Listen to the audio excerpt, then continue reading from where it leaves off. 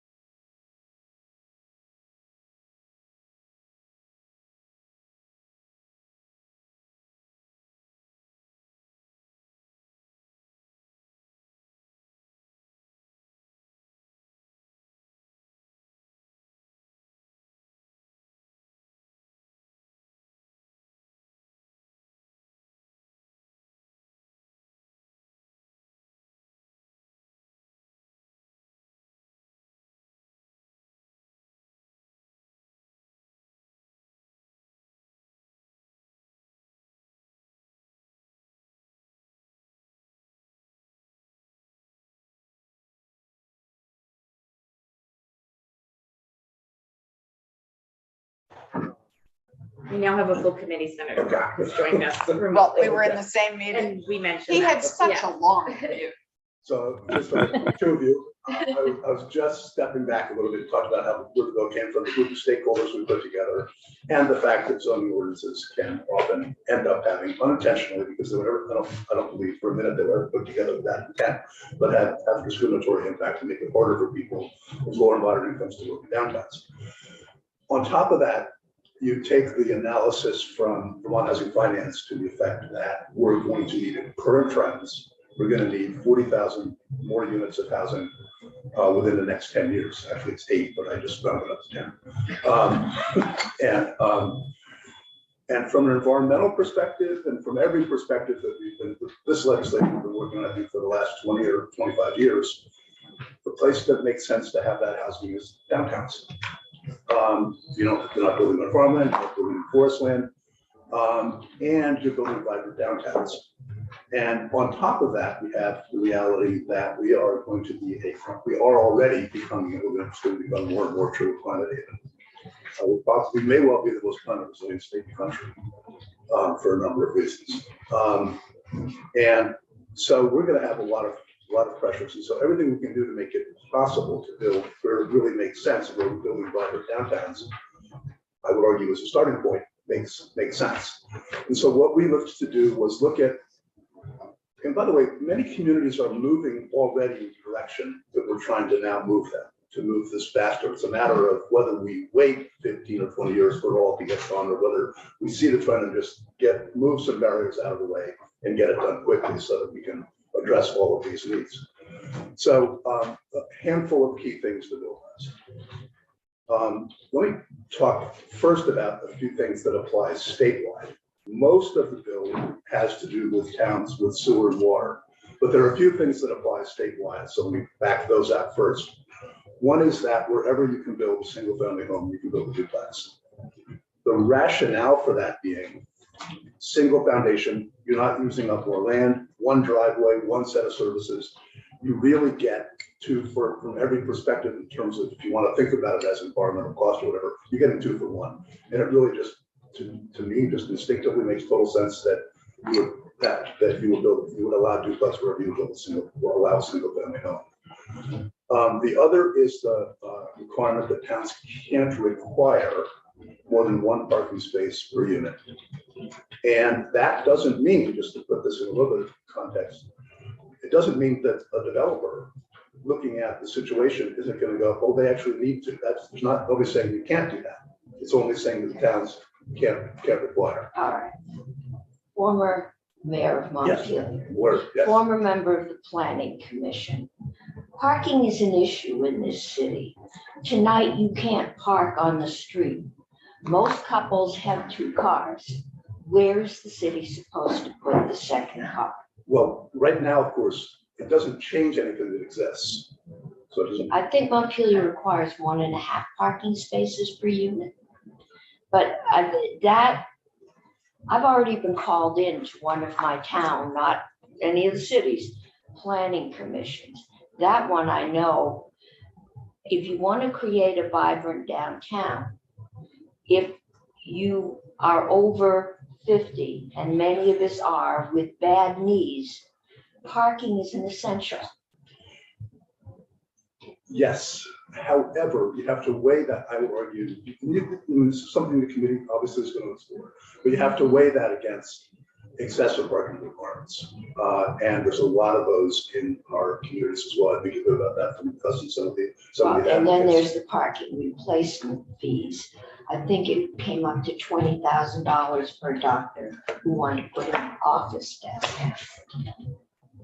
I can't address. I know, but I mean, can't address that. that's what But- towns are doing, and that's what was on the But book. we are, again, I don't want to argue, you're going to hear, Yeah. you're going to hear me, I don't want to get into it.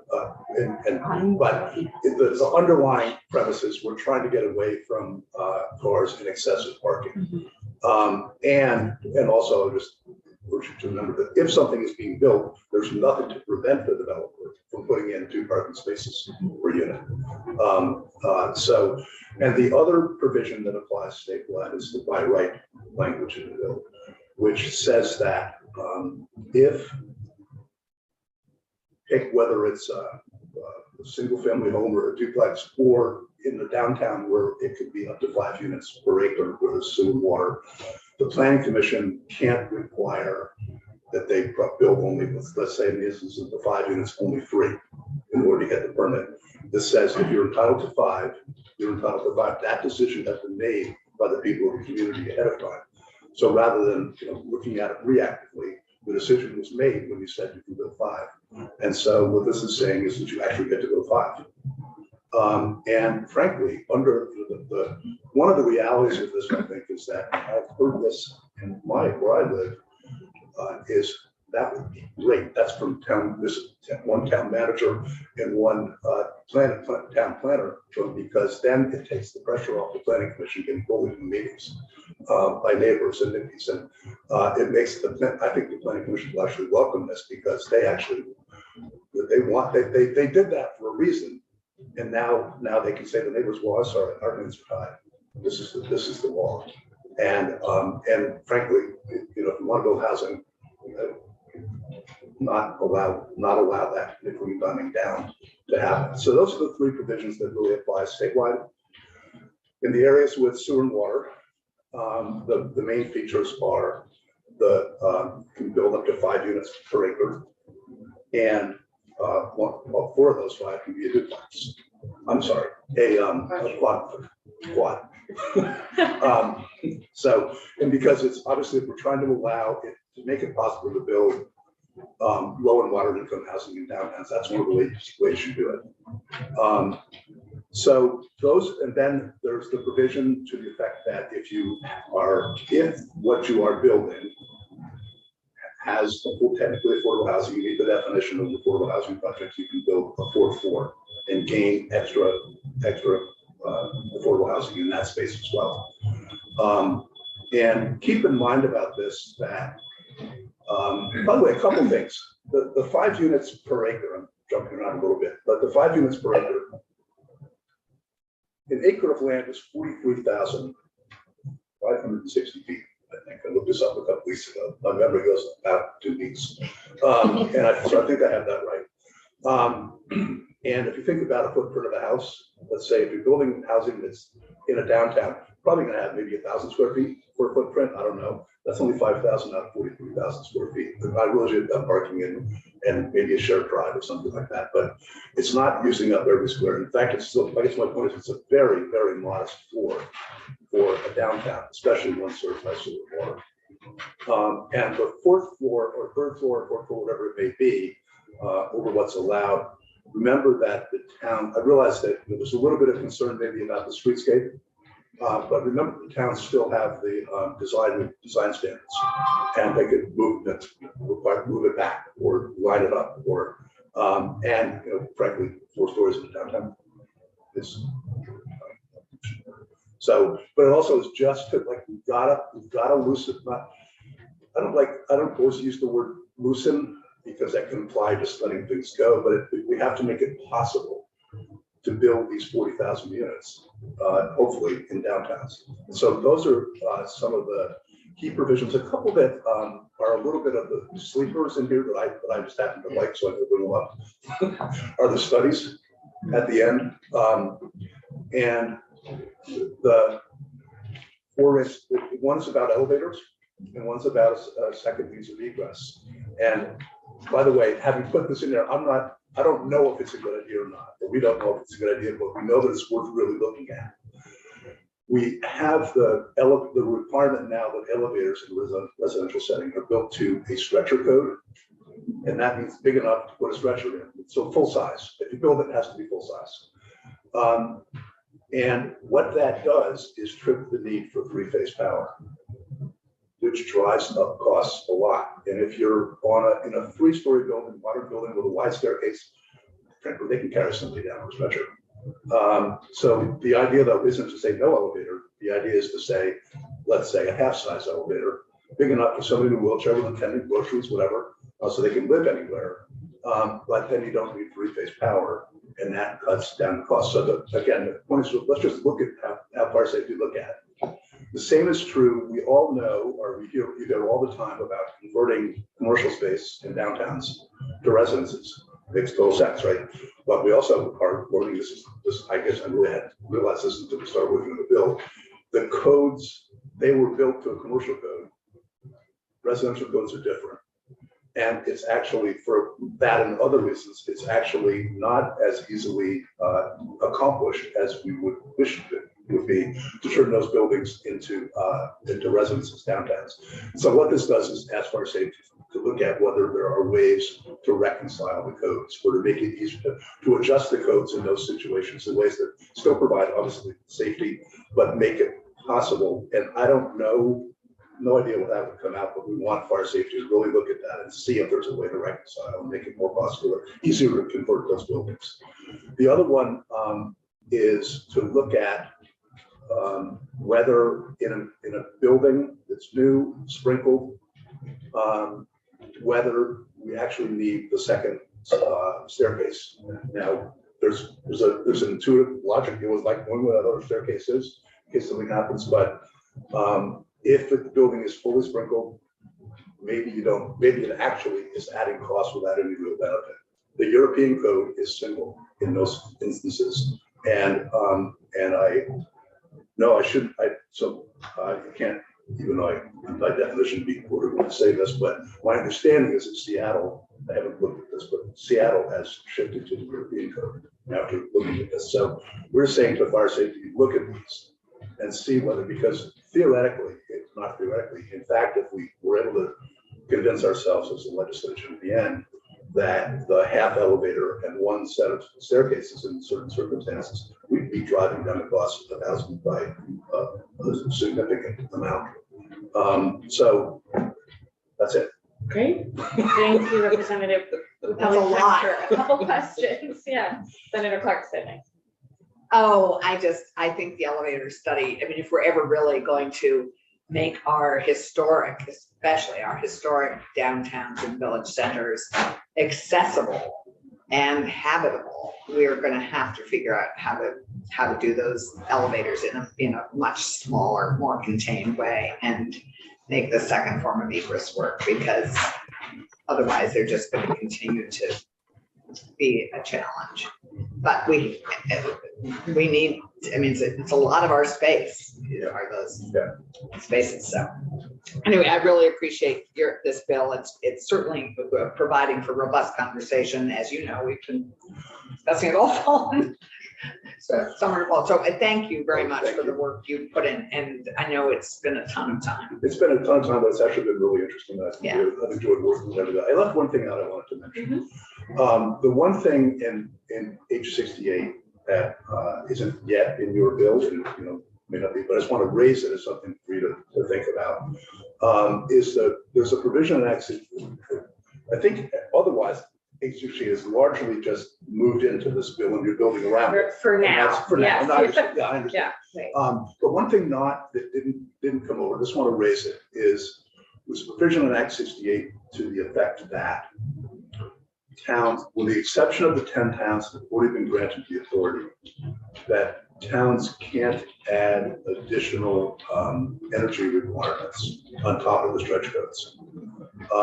And that's not because we, or those of us who worked on this, don't care about the energy codes. It's because the stretch codes.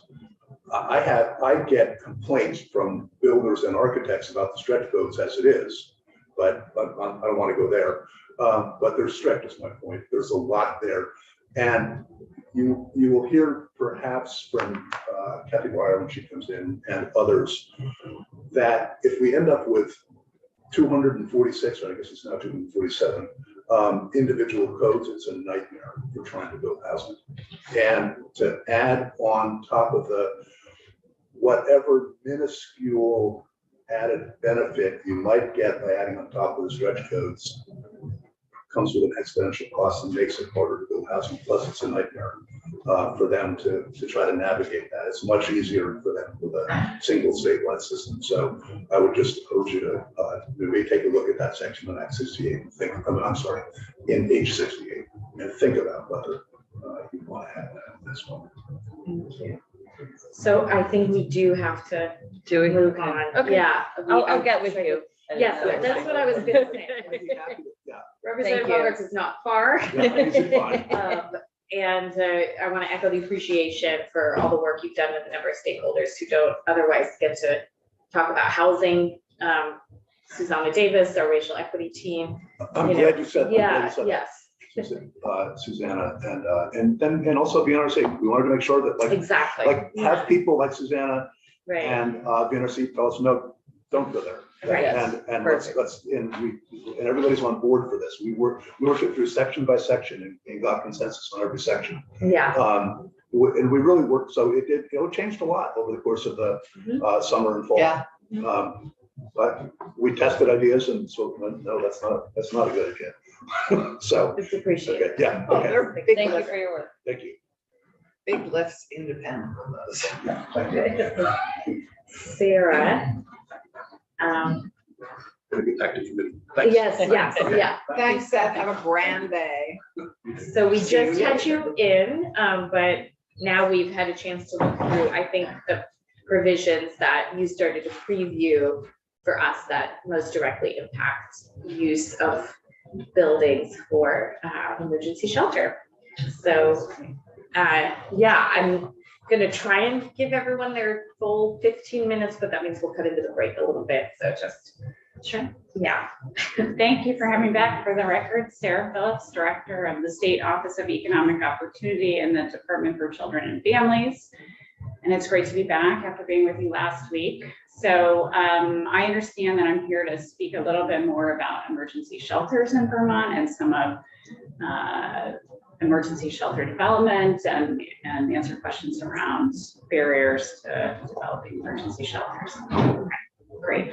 And yeah, specific to the bill. Specific to the bill, yes, because there are components in the draft bill that speak to emergency shelter specifically. So happy to answer questions about that language, but let me give you a little bit of background too. Let's see if I can figure out how to do this. Okay, so in Vermont, we have 28 emergency shelters. This is Upper Valley Haven's Hickson House in Hartford. Our emergency shelters are both congregate and semi-congregate facilities, and by that I mean shared bedrooms and shared bathrooms, sometimes private bedrooms, shared bathrooms, sometimes private bathrooms, private bedrooms. So we have a whole mix around the state. Our shelter network also includes domestic violence shelters and sexual violence shelters. That's an important piece to name. I've got some pictures of shelters in my slides today. None of them are domestic violence shelters, for the record.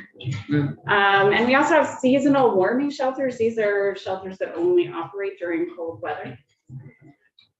Yeah. Can you just translate the 28 emergency shelters into number of people that we can serve? I Yeah, mean, how many, I'm gonna what's the get there. capacity? I promise I'm gonna get there. Oh, okay. Okay. Patience isn't my middle name. I I didn't say it. That's okay. We've served together long enough. I like that I've anticipated your question though. By design, emergency shelters are intended to be temporary, right? That doesn't mean people don't stay in shelter a long time. It means that they're intended to be temporary and that our shelters are working to help guests exit as quickly as possible into permanent housing.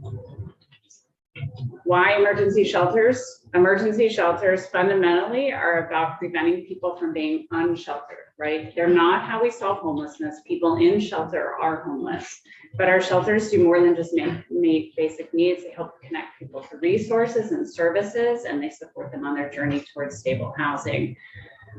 Our shelters provide a really meaningful connection for people, and I want you to hold on to that when we think about what are the options that we have for preventing people from being unsheltered, and connecting with people is an important part of what shelters do. Our emergency shelter capacity. So in January 2023, that's right now, our emergency shelter network can support about 525 households statewide. Sometimes people talk about beds, but in reality, some of our shelters have rooms where a whole household might share a room. And so beds is not really always the best way to think about capacity. So I talk about it in terms of household capacity. 525 households, 32 is seasonal. 32 of that is seasonal only, right? Which means when we come out of cold weather, we lose those 32 beds. Pre-COVID, January 2020, we could help about 562 households in our community-based emergency shelter network. Look at the difference though, about 180 of those were seasonal bed capacity. So we've come a long ways in terms of creating shelter capacity that's year-round. May 2020, because this is a part of our story as shelter capacity in the state, we dropped down to about 160 household capacity. So we've come a long ways in terms of re-expanding access to community-based emergency shelter. This is important, I think, probably to your question, which is when we don't have an appropriate emergency shelter bed available in a community, we provide emergency housing in a motel. So if we look at who's homeless right now, about 2,400 households, right? Green is GA emergency housing or DCF transitional housing. That's almost 3/4 of people who are homeless right now are in a motel room.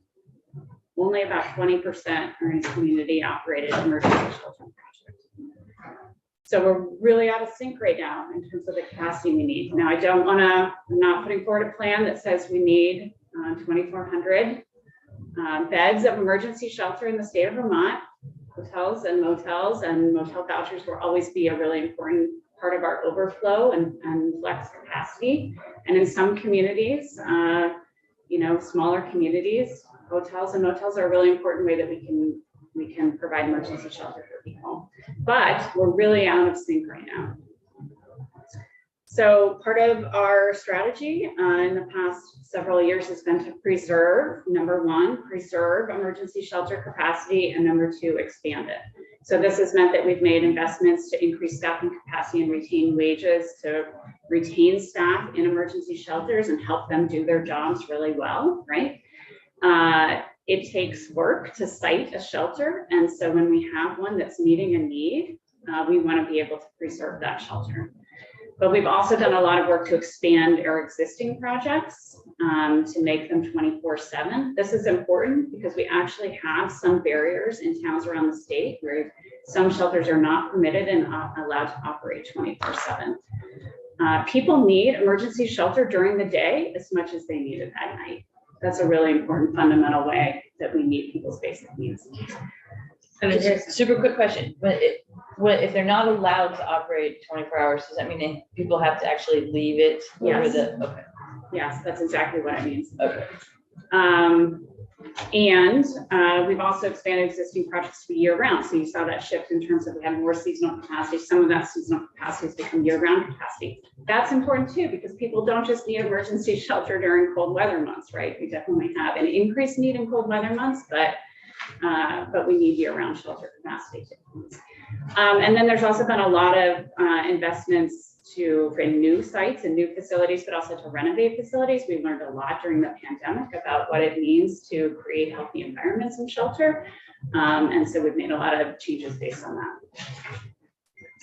In fact, between 2020 and 2022, 9 new sites.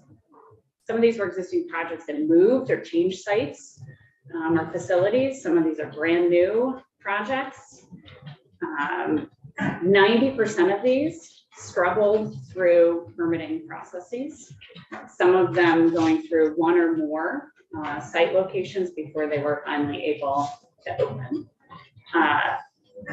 It's better for families and it's better for communities fundamentally when we can help people who are experiencing a housing crisis to stay in or near their communities, right? Because people need to be near their jobs, they need to be near their school, their doctor, their family and friends, their support network, and other services. We don't want to move people out of their community just because they're having a housing crisis. But the reality is sometimes that's what we're doing right now because of our limited capacity and our inability to create emergency shelter capacity where it's needed.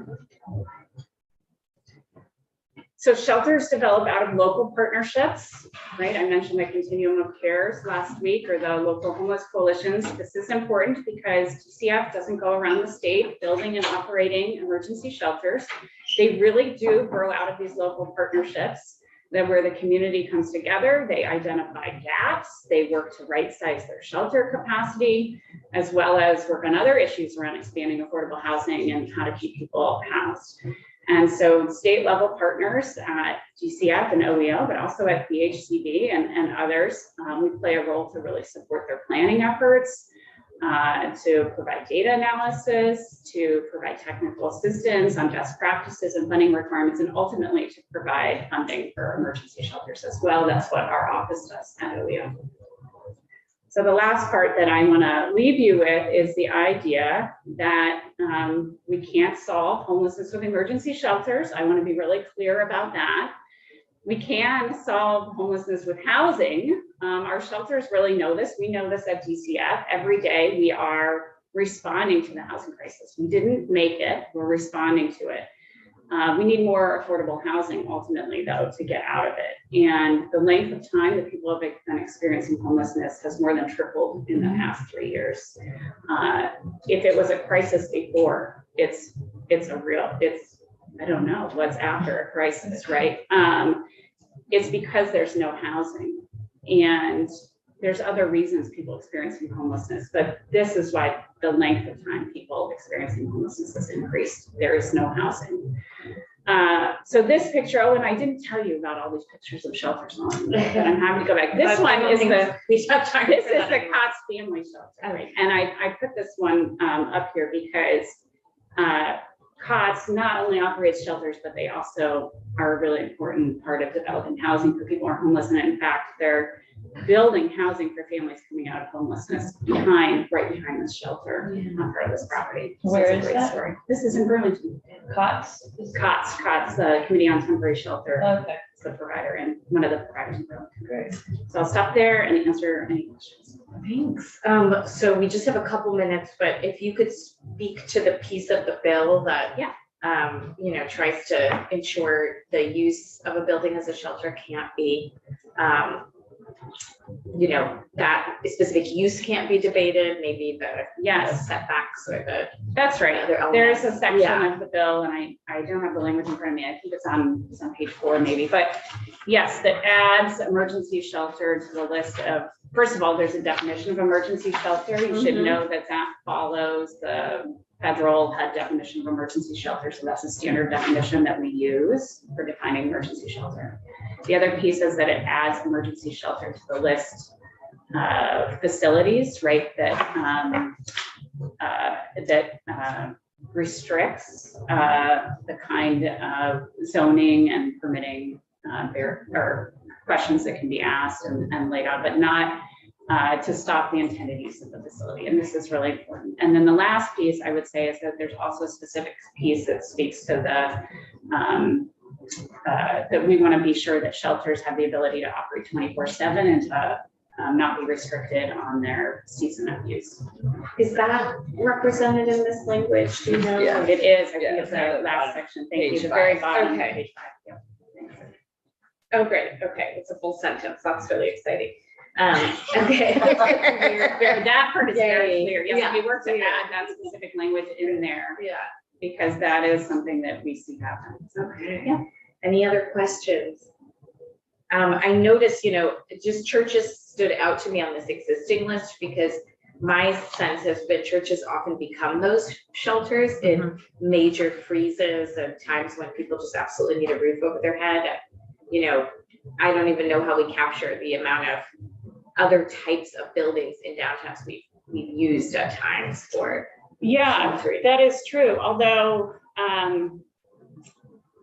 in this, yes, and churches definitely, and faith communities more broadly, are often important partners in stepping up to create shelter capacity, particularly in cold weather months. For the most part, though, our shelters are not operating in quote church basements anymore. And there's a lot of reasons for that. Because they're super congregate environments, those projects tend to rely on volunteers. But I do think that's an important part of faith communities fulfilling their mission and partnering in the community to meet the needs. Mostly shelters, and you saw most of those projects, they're houses, they're buildings intended for residential use. That's how we provide shelter in the state of Vermont. Exactly. And I guess my point being, people are gonna be in the downtown anyway, and I was working with the First Congregational of Burlington where people were simply sleeping on their lawn and they didn't want to ask them to leave because, there wasn't anywhere else for them to go. So churches, even if we don't want a shelter somewhere, people will find their way to probably sleeping somewhere in a downtown. Yeah, and I think it's important to create and site shelters in places where they're needed. That's really important. And when we limit that, we limit the ability to of our communities to actually meet the need. And there's a lot of examples where the restrictions on where a shelter can be sited have in fact prevented there from being any emergency shelter in the community. Yeah, Senator, can you get the last word? I just want to mention Groundworks in Brattleboro because they had trouble starting. Yes. Now they have a new facility, which I Yes. think is one of the ones that you mentioned, right? It would be that. Mhm. And then they have the HealthWorks part Yes. of their program Yes. is great, where they Yeah. help people get access to health services. So Yeah, no, Groundworks is a really important partner. Yeah. And I think their story on challenges to site that shelter is not different than any other experience around the state.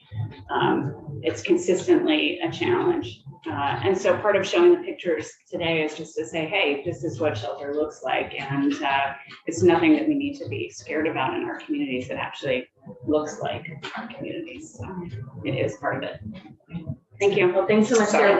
Until we get more chairs in this room, we are gonna have to do a little bit of musical chairs. Yeah. Gus, you're next in the witness chair if you want to switch. Sarah, thanks. I'm sorry, I had to leave. Thank you. Thank you. Good morning. Okay, well, thank you very much for having me. For the record, Gus Seelig with the Housing and Conservation Board. No slides today, which is atypical for us. I want to start just by thanking you for taking up this topic, and to Representative Bongartz, who I first began to work with when he was Senator Bongartz a long, long time ago. Or me. Yeah. He's one of Right. two that I know Yeah. have been senators and have Yeah. then gone back to that. And he's really taken this issue on, as he So smart. said, working with lots of stakeholders and putting a lot of time into it and trying to find as much common ground as possible. As you know, I want to start with just a large perspective. I work at this cross section of where do we develop and where do we conserve land. And fundamentally, Paul Costello, when he was at the Council on Rural Development, did a public opinion survey about Vermont values. And when he did that survey, 97% of Vermonters said our number one value is the working landscape above everything else. That's why we live here. That's where we recreate, where our food comes from. We now understand, this is before climate change was the issue that it is, how important it is as we try to mitigate climate change. So fundamentally, where we build will have a direct impact on our open space. And in Vermont, and I think I talked about this when I gave my overview of the agency, our organization a week or two ago. We give a lot of power and rights and care about what our neighbors think in every part of everything we do in terms of public policy, and that's important. And I think what this bill asks you to do is to think about, are we balancing the equities correctly? And I want to start just by saying, I don't view this bill as an anti-municipal bill. We are seeing lots of municipalities step up and do the right thing and really push forward a housing agenda in a big way, some with resources beyond making it easier. But we still hear local voices, not necessarily the municipality, opposed to change. And as you all know, it's certainly true in my family, human beings are not always good at change. Oh, really? And the nature of changing a neighborhood or changing a landscape is really hard. One of the things I recall Howard Dean saying when he was in his farewell address was that if Vermont really wanted to deal with the issue of protecting the open space we love, the ag lands, our mountains, then we needed to grow vertically. And I guess I would grow vertically as opposed to sprawling out. And I would say to you that I think that one of the things this bill is trying to do is to enhance density where there's water and sewer capacity. And in the same way that we value and really treasure open space, we need to value those places that we've made a public investment in with water and sewer and schools and all that infrastructure. And think of density as efficiency, because we want to be efficient with public dollars. Some years ago, a service group, I can't remember which one in Montpelier, asked me to come do a lunchtime talk, and I called and asked at City Hall, how much are you using the capacity of your water system, your sewer system, and your school system? And nothing was above like 82%, and some of it was in the 60s. And what that fundamentally means is that we, not just at the local level, but at the state level and with federal funds, are subsidizing, paying for facilities that we're not fully utilizing. So I think the question is, how do we encourage communities where we've made those investments to fully utilize them? And what rights do we give to property owners who may want to have an apartment? Or we've got, as an aging community, we've got lots of people living in not 600 square feet or 1,200 square feet, but 2,300 square feet by themselves or more. And so I think the bill is trying to address that issue. And I think Representative Bongart's talked to, kind of lot coverage ratios, and how big an acre of land is and how big the footprint is. So I think those are all things that make this important, make it important in terms of how do we get more housing?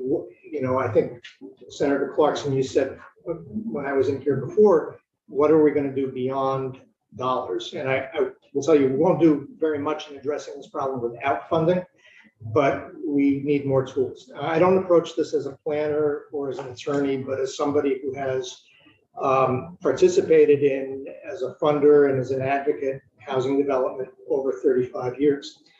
And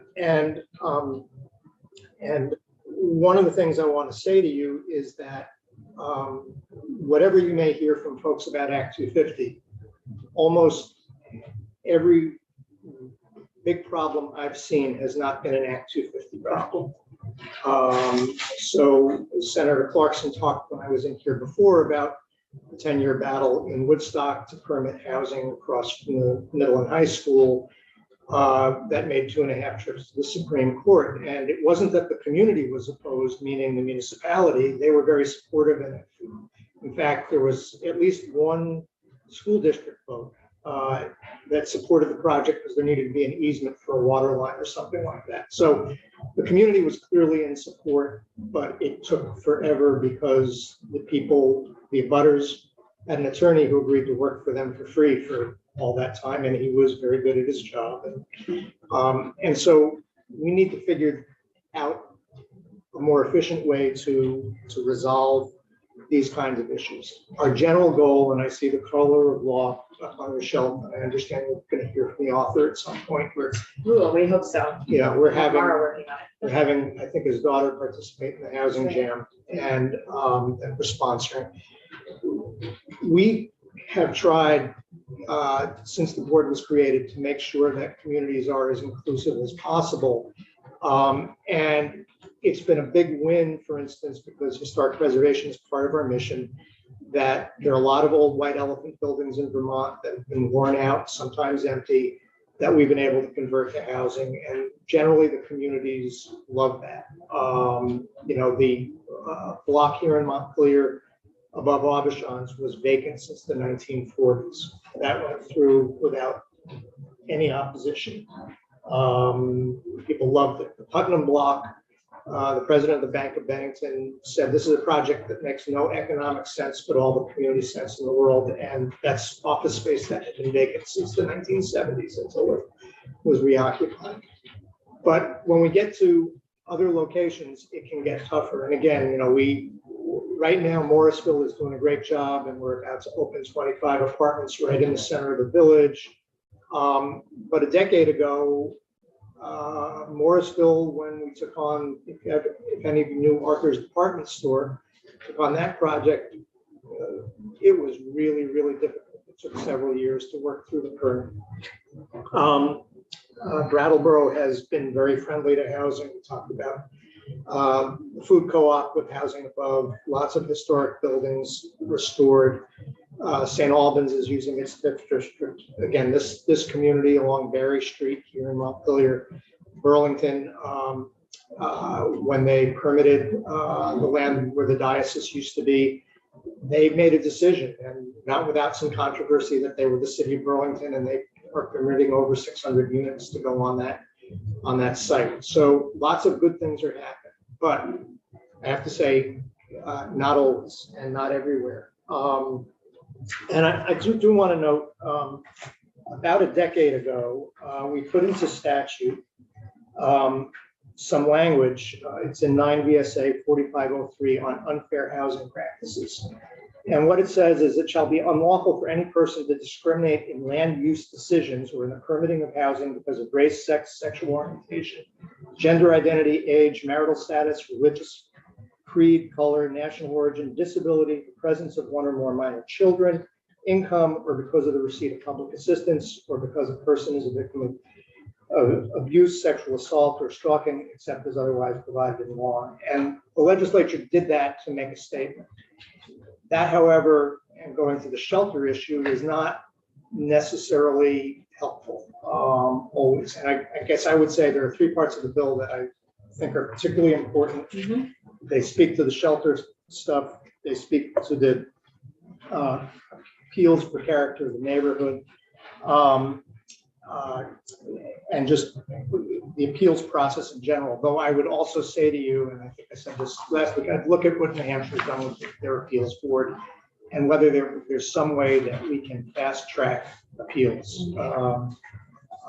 Yeah. I'm not an expert on that. Key. Yeah.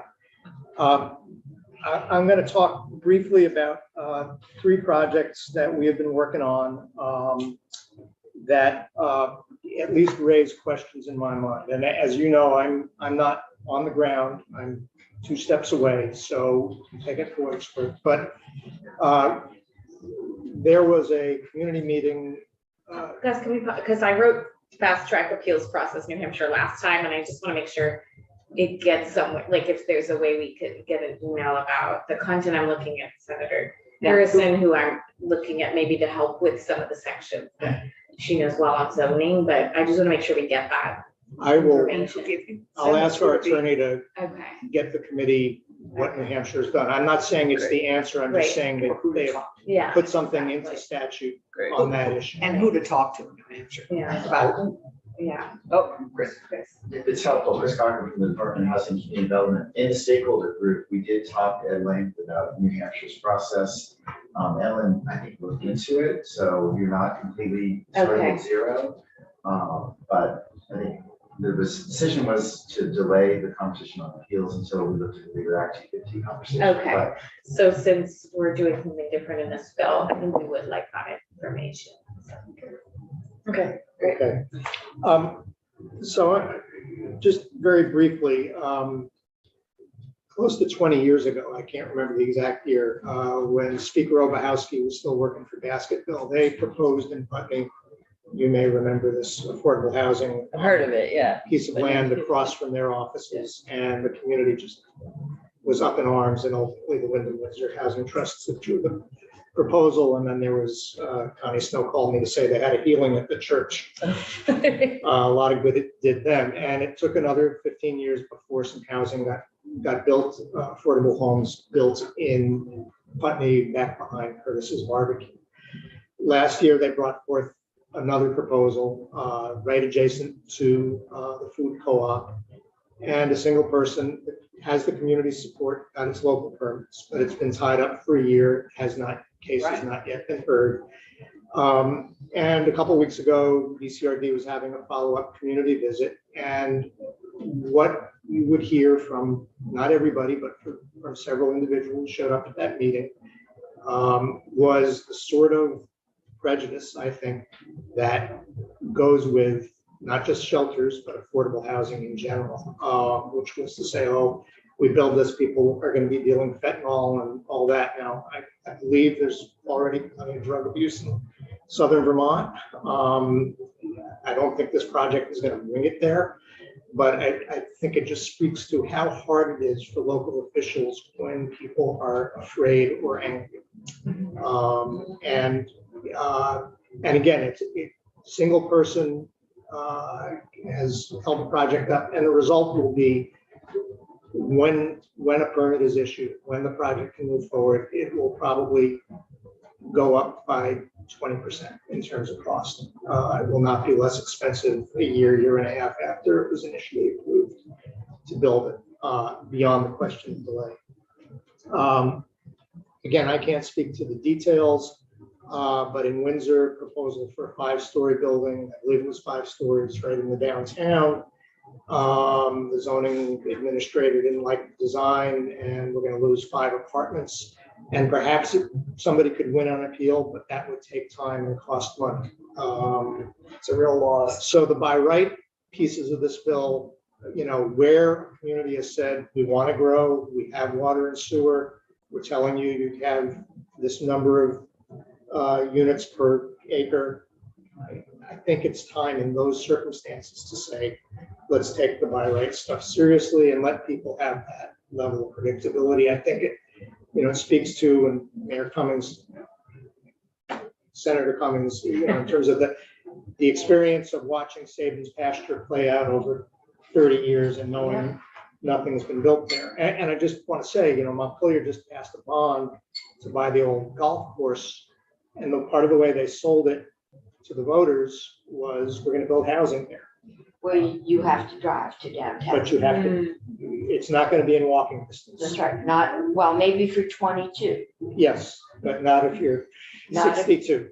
No, Yeah, so steep hill. it's, I'm glad they're doing it. I hope there'll be a role that will play out But it's there. not where we would love. But it's not, and I think there could be a win at Sabin's pasture. That would be both housing and open space. And we've done a lot of that for lots of communities. So I would view this, I think I agree with what Representative Bongard said, is how do you help municipal officials? Because if there's a completely open agenda in terms of what can and can't be permitted, it's really tough if you're on the zoning board or the planning commission to say, I hear you, I know you're my friend, I know we've had dinner together, but I'm not gonna listen to you. And it's a lot easier to say, the law says I have to be inclusive here, I have to allow this, as opposed to, why aren't you exercising your discretion to make me happy?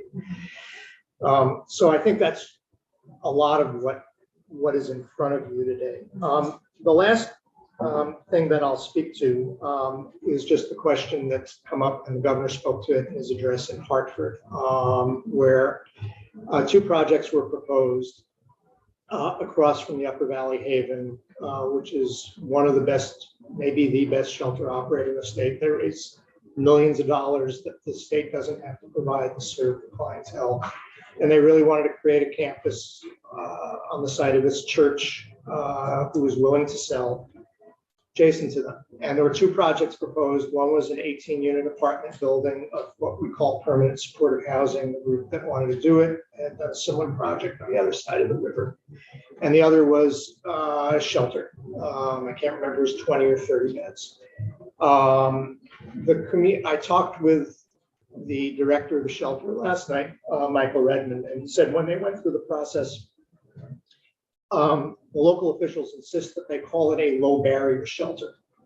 And that became a loaded term for people because it implied something that people felt would be dangerous. And again, this is about people's fears. This organization, I think Senator Clarkson would agree with, has done an absolutely magnificent job managing and supporting people with a lot of needs. At any rate, they ultimately permitted the apartment, but not the shelter. They initially tried to make them put a driveway in that would make ever building the shelter on that land, even if they turned the shelter down. And so he looked up the decision, and here's what he wrote me. I looked up the decision by the ZBA last July. The motion to approve a new conditional use of low barrier shelter failed on a 2-3 vote. Those in opposition cited section 260-16A2, character of the area. No additional explanation was offered. This section describes the objective of the zoning district within the project is located. The specific zone is village commercial mixed zone, which includes offices and retail establishments. Specific references a condition of character includes scenic or natural beauty, historic sites, or rare or replaceable natural areas, and B, compatibility with scale and design of structures within the area. While no further explanation was offered during testimony, there was little discussion of the dimensions or design of our proposed building. One committee member mentioned that he didn't like the building was sited close to Hartford Avenue rather than set back. St. Paul's Church, by the way, is also close to Hartford Avenue, as are many other businesses. The testimony offered by community members in the committee in opposition focused almost exclusively on the use of the proposed building, quote, low barrier shelter, and perceived risk to the community of people who are unhoused using this service.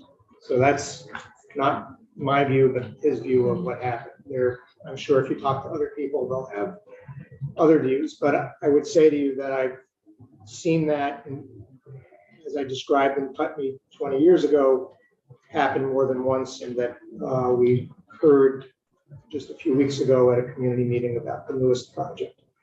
So I understand why people can be concerned about who their neighbors are going to be and what change will happen, and at the same time, how we become inclusive is a really important issue, and not just at the far end of emergency shelters, but, you know, given what it costs to build today. So they're just thinking about single family housing, and I'll tell you the story of one of my kids who wanted to build on our land and contacted Huntington Homes, a very reputable builder, wanted a 1,500 square foot home, and it was going to take a year, more than a year, for them to even begin building the box.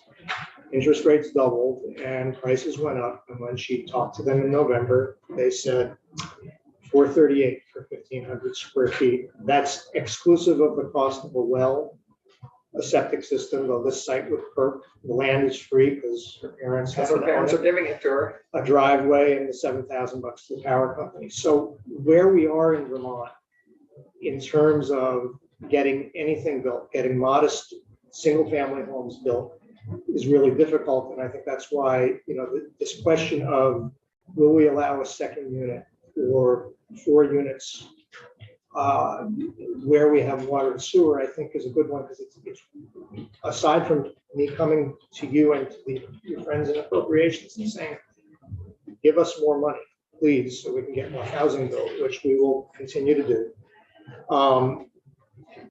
What you can do is make it easier where we've made this public investment, not just at the local level, but state and federal as well, to better use the water and sewer and school capacity that we have. So I think with that, I should probably stop. Yeah, I think we will have some questions, Senator Clark. I just want to say it was great to meet Rachel this morning. Oh, Allison, you found a house yet? Yes, we do have her testifying in here also. Yeah, no, it's great. I would just say, I think that we have, as you pointed out in your testimony, first of all, the Hartford situation is heartbreaking because, as you have identified, Michael runs one of our finest shelters in the state, and to not have that reputation and that standard embraced by the community and say, oh, we trust that whatever you do to extend that and expand on those services will be managed as well as what you're managing now, was really heartbreaking. And it anyway, that was tough. I'd just like to say, I think this year you identified, this year is not about the money. Money we have given you, the housing community, over $400 million in the last 2 years to build. And that's great. This really is about addressing the additional barriers. Money's always going to be a barrier, but I think these are the additional tools that the towns and village centers and places with water and sewer need to build more housing ASAP. And the other, I have one other thought. So thank you. I mean, for me, that's what this bill is really about, is giving more tools to people.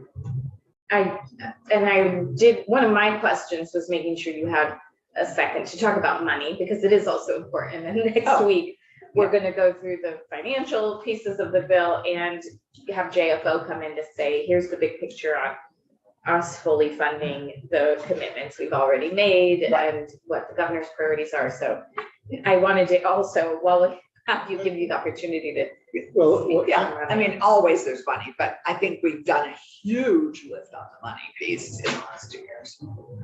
You have done a huge lift, and we are grateful, and we'll do as much public good as the budget allows. I'm gonna just say to you that you've already heard from advocates saying, we will, without a doubt, fully commit the resources that you've provided by the time this fiscal year is over. Yeah. So if need more, the project that Chloe Leary envisions in Brattleboro, which is a great site, is ever going to happen, it's going to take a lot of public resources. If we're going to do more up in Burlington or in South Burlington, it will take more resources. If the city of Montpelier wants some part of the land over at the Elks to be developed at an affordable cost, it's going to take more resources. So I'd like to tell you thank you, and we are done. And the problem is I didn't imply we were done. I just said these are the additional pieces we need to move. No, I'm just trying to be efficient, because I don't think we'll have got time for half an hour next week when we talk about money. Yeah, and we're happy to come back And you probably will be invited at that. and talk about the details of what's been done and what else is in the pipeline that we will maybe not have the resources to get to. And we'll certainly be talking to your colleagues in appropriations. But the governor's budget actually, last year, what you did was to get our base within this shouting distance of the property transfer tax. The governor's budget changes that. And while our budget is close to level funded, 10 million of it is one time. So our base actually goes down significantly. No, I agree. So, but the other thing that is just fundamentally different from when we did the housing revenue bond is the cost to build. And, so when we did that massive project in downtown St. Johnsbury that Senator Kitchell would say has helped to transform the community. It cost about $328,000 per apartment. Add 35% if we were starting that today. Yeah. And NPR, I mean, VPR had today, the average cost of a home now in Vermont is over $300,000, 328, that it was on VPR this morning. Yeah. It's just So, unbelievable. so whether you want us, years ago, we did a bunch of housing here in Montpelier on Berry Street, and Mayor Hooper at that time insisted that it not be all rental housing. And we Right. built some condominiums, which I think are a great asset to the community. And we basically have not built condominiums in Vermont since the financial meltdown. And it's going to take more resources, particularly to incent that again. Basically, the banks stopped lending unless you could show 50% pre-sales. And until the market got as tight as it was, that was near impossible. And at today's price points, really difficult. There's a project we funded in Bristol this year that was originally envisioned as home ownership, 20 units of home ownership. And the private developer said to me at the groundbreaking, when we got to the point that I was going to have to be selling condos for over $300,000 a piece to get my money back, I said, I can't take this risk anymore. So whether we want to promote more rental housing, which we desperately need, or move more people who are working into home ownership, it's going to take public help. And I understand that the big federal largesse is behind us, and I greatly appreciate how much of it you've invested in housing. We are touching Act 250 in this bill. That may change, it's a work in progress, but we've heard a lot about the population caps and the caps on affordable housing in Act 250. I don't want to put you on the spot, but do you have any comments there? What I would say to you is the caps are very much, for the designated areas, very much worth looking at from my perspective, and changing, if not, it may be that what we ought to do is eliminate them, but we certainly ought to look at raising them. And again, it goes back to, we probably need to grow taller unless we want to sprawl out. And we really do want to use the public investment in water and sewer that we've made as efficiently as possible and maximize that. So, and I appreciate what I've heard from some of my environmental friends that, raising the cap in a small town is a big problem. It can really change the nature of a community, but it also changes it in ways that are harder to see, whether you're concerned about climate or wildlife habitat. If instead of building 40 homes in one place, you build 40 homes across the countryside. Exactly. And also, as we address the sustainability of our small rural towns, more housing, more people living there, more people in their school is also incredibly valuable to them. So some of these towns are only going to stay sustainable because of more housing.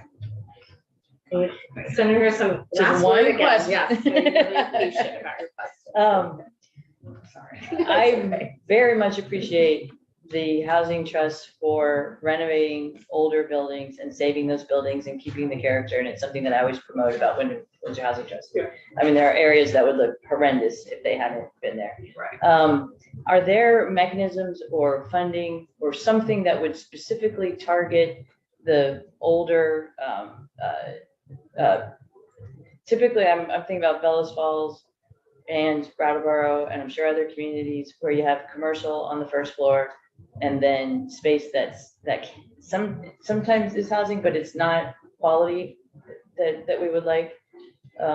Well, we've been involved in a lot of those kinds of buildings. So I mentioned the Aubuchon block here in Montpelier, in Bellows Falls. I think there was another block that now has a flower shop. And You other did. businesses. It was wonderful. It was like 20 right. years ago. Yeah. Right. And Wilson and Springfield. Wilson and Springfield Right. is another example. So we love to do those kinds of Right. projects. And if you've got any communities or constituents that feel like they need more attention because there's an opportunity, please make my phone ring. Okay, well, there's zoning that needs to be adjusted actually, in a couple of them, but but if there's anything in this bill that would target those, Yeah, or that could be considered, I'd appreciate it. yeah, I mean, I think the downtown credits are one of the incentives Okay. that, I'm talking about that. that help with that as well. And the historic funding too that you can match. Yes. Maybe we should be chatting with Ben too. If they partner on all this. Sure. Big time. Well, none of us want to shortchange our former colleague. Oh, Randy. Oh, I'm sorry, Senator Brock, thank you. I have a few just broad questions, and not necessarily specifically for Gus, because I know that these are things that I would just ask the committee to be thinking about in terms of other testimony and other things that we might look at. One of the first things that concerns me more and more is the gap between the cost to build and banks' valuation of property, so that we wind up getting gaps that make things unaffordable. I'm not sure the extent to that is affecting VHCB, but it seems to be affecting the market generally, and I'd appreciate some comment on that. The second is I'm wondering whether or not VHCB has done or ever considers doing anything with respect to manufactured housing and mobile homes. We have mobile home parks in Vermont. We haven't added any new ones for ages, and there are obviously controversies regarding the use of mobile homes. But there are apparently parks that exist in which there are open spaces with nothing on them. And then there is that possibility of extending mobile home use. I gather that modern mobile homes often meet Energy Star requirements and other things that have tended to concern us, but they are often looked down upon on the one hand, but on the other hand, where we have such a tremendous housing crisis, they represent the ability to get something built and installed quickly, whereas we have these long lead times, regardless of what we do in the housing area. I'd be interested in VHCB's comment about manufactured housing and or mobile homes. I have a general concern about the cost of the housing that gets built through VHCB and other similar organizations. Some of it is excellent housing. It's very good. It's got tremendous things that we often are concerned about, but I also am concerned whether or not we invest in the perfect rather than the good. And that also both delays what we do and increases the cost, which again goes to that issue of affordability. And so my question there is, are there things that we are doing now that if we stop doing, or if we didn't do to the extent that we do, could we lower housing prices? Could we lower, and also could we speed up what we do? That is just something that's also been a nagging concern. And then lastly, there's the question of what happened to the private housing market. There was a time in which the individual builder could build a home somewhere in a Vermont community, and there was a business for doing that. That business seems to have dried up. I'm really kind of interested in understanding why. And is there anything that we could do to ensure that we have a vibrant private housing market as well as a vibrant public housing market? So that's kind of and I don't mean to throw this whole list of things at you guys in one fell swoop, but I did want to get them on the record as things that I think we ought to be talking about and that we ought to be thinking about. You want me to try to address any of that, or do you want to get to your? If you could do it I in the amount of time that you have left, based on what the chair's schedule is, that'd be great. But otherwise, I'm sure that we certainly would defer some of those to a later date. Yeah, while we have you in the chair, and Sue, if you're okay with this, we had a 15-minute testimony at the end that we're gonna move so that we don't shortchange anybody. I don't know if a minute or two is enough, guys, but you know. It's enough to begin. Yes. Okay, so great. briefly, we have supported the residents in 46 manufactured home communities in buying their parks so they could stabilize their rents. We have been working across state government and especially as infrastructure funds have become available to help them upgrade water and sewer systems, which are all aging. You did a program, I think, in last year's omnibus bill to help address vacant sites Yeah, with some of the emergency funding that you've given us, we have actually put homes on vacant sites in parks. I think we've done probably about 15 of them around the state, and we're looking to do more. So I think that is an excellent idea. You also have a tax credit that helps people replace worn out mobile homes. That has been quite effective. I think that actually started when, long before Senator Ash was pro tem, but when he was in this committee as a freshman member, was one of something he started, and we actually worked with with Senator Sanders to get an earmark to help do more of that kind of work in parks this year. So there is a big issue in mobile home parks of aging infrastructure and aging homes. And you will find that a number of parks have become what are called naturally occurring retirement communities. And so the people who were living in a mobile home 30 years ago are maybe living in the same home, and it's just gotten older and more worn out. There are Energy Star homes on the market. The energy experts will tell you that the manufactured home industry is really good at lobbying Congress so that they're not as energy efficient as they ought to be. We worked with the High Meadows Fund and others to develop a net zero home. We actually restored a whole park in Addison County, a 14-unit park that had been vacant and abandoned, with those modular homes that were built. With the Vermonts. With the Vermonts. Yeah. Vermont has become, when we first started on that, the energy experts thought the homes could be churned out for $80,000 or $90,000 a piece. The price kept climbing. It's now over $200,000. So most recently, we've worked with a builder out of Maine that beats their price by $30,000.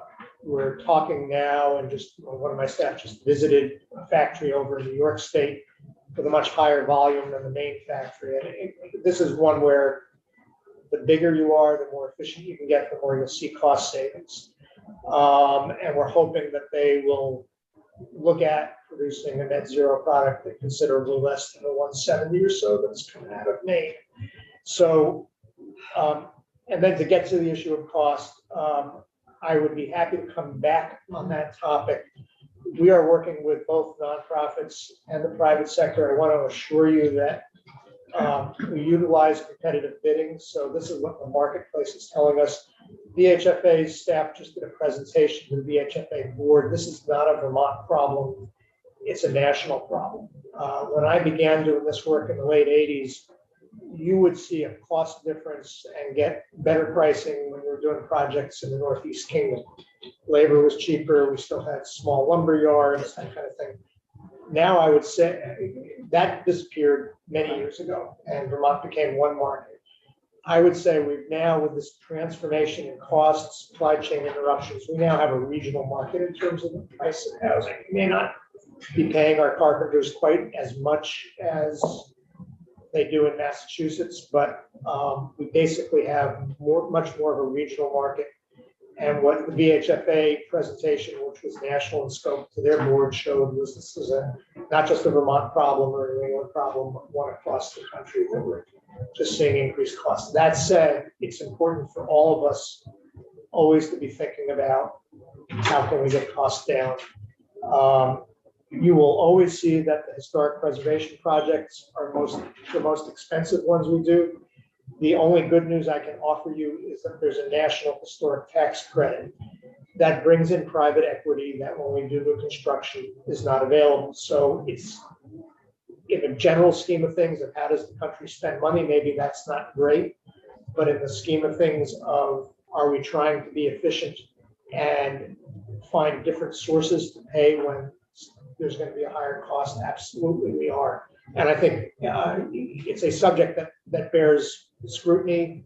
It's the right question, Senator Brock, to be asking, and for all of you to be asking, because the prices today, quite frankly, are frightening.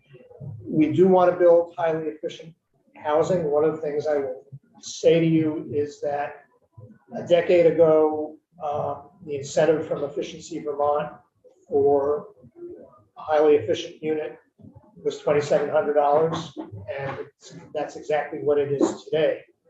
Your instructions to the Public Utility Commission is for them to get the most efficiency possible, and we keep increasing the code requirements, and their view is we only incent things that are above code. So there's no equity component to how they and other energy funders evaluate that. So we would estimate, we'll have Kathy Breyer in soon, I understand. I think she's said to me that, we're spending, the energy components of the building are over $40,000 a unit. What I said to Peter Walk is at $2,700, you're not an incentive anymore, you're a rounding error. But we're glad to have it, but it's not significant. And so a different charge I would suggest to you, and maybe it's some other committee would argue it's their jurisdiction, is how do you build equity into our energy programs and have them help take care of a larger